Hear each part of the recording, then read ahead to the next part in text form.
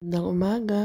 For today's video pala, nagluto ako ng pugita. Bali, nagdala pala si Petro ng 3 styrofoam na pugita. Pinapaluto niya sa akin. Naghahanap ako ng gata doon sa grocery pero wala akong mahanap. So, ganito na lang yung naisip kong lutuin.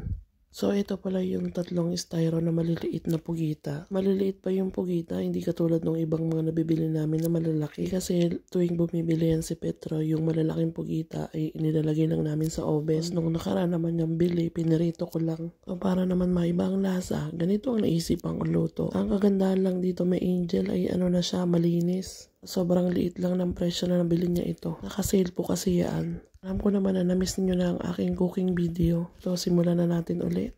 Ganda pala ang kuha ng video natin ngayon dahil may maayos na akong tripod. Kaya ng lutong ito, pero alam kong simple lang naman ito. Kaya yung iba mga kababayan nating Pilipino ay alam na alam ito. Bali, nag-prepare lang pala ako dito ng luya, sibuyas, bawang. Doesn't matter kung anong gayat nyo. Siyempre, kung may bisita naman kayo, siyempre, ayos-ayusin natin yung paggayat ng ating mga panamiya. Maglagay na tayo ng matika dito sa ating mainit na kawali. Inuna ko pala muna yung ating luya, kasunod yung ating sibuyas at bawang. Yun lang natin, and then mamaya, lagyan natin ng paminta. Tapos isunod na natin yung ating pugita. Isasangkot siya muna natin ito para syempre mawala yung lansa. Ipapalambutin natin ito and the same time alisin din natin yung lansa. Naman may Angel ang pugita ay napakakunat at napakatagal niyang lutuin. So habang nakasalang po yung ating pugita ay simulan naman natin yung paggayat ng ating gulay. Bali mamaya ito yung ilalawak natin sa ating pugita. 2 peraso lang ito, hindi naman kasi kumakain yung mga bata niya. Kami lang pala ni Petro ang kakain ng pugita dahil ayaw ng mga bata niya. Mamaya lulutuan na lang natin sila ng pasta. Kaya gustong gusto ko yung lasa itong gulay na ito. Yung madaling luto lang talaga siya kahit nga sa sardinas pwede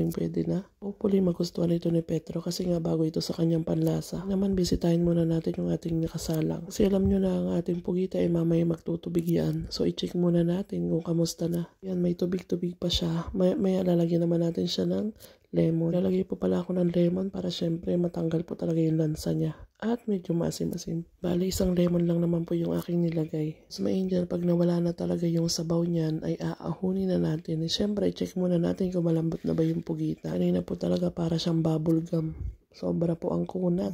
So, may Angel, tingin nyo na nagagayat na talaga yung gaway ng pugita. Naman may Angel, ilagay muna natin sa isang plato itong ating pugita at iset aside muna natin.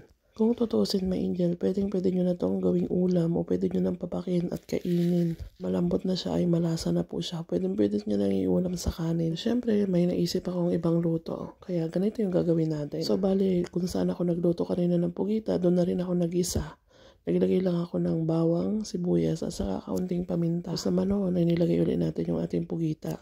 Siyempre dahil malambot na yan, isunod na natin yung gulay. Tapos may lagay natin lahat ng gulay ay haluin muna natin para siyempre mamix lahat siya. Pinagad pala ako dito ng 2 basong tubig.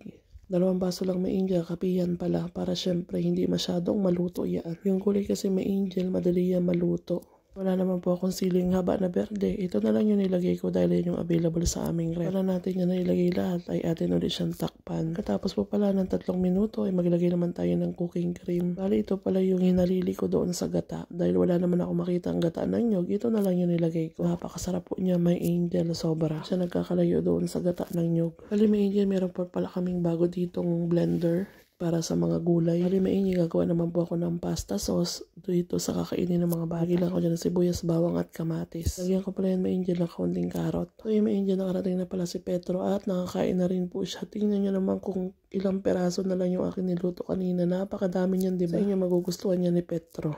Ayan, sobrang dami niyang kain. Pala ako nakapag-video kanina dahil inintindi ko pa yung mga bata. Pinatulog ko na sila at nakakain na rin syempre. So pa kasi sila bukas. Dito naman may Angel yung aking pastang niluto. Konti lang yung niluto ko kasi para lang naman yan sa kanila. Lagyan ko pala yan may Angel ng 1 karot na maliit lang. Siyempre manimis-namis siya. Itong lahat po pala may Angel ang niluto ko ngayong araw na to. Maraming salamat sa inyo panonood may Angel. See you in our next cooking video.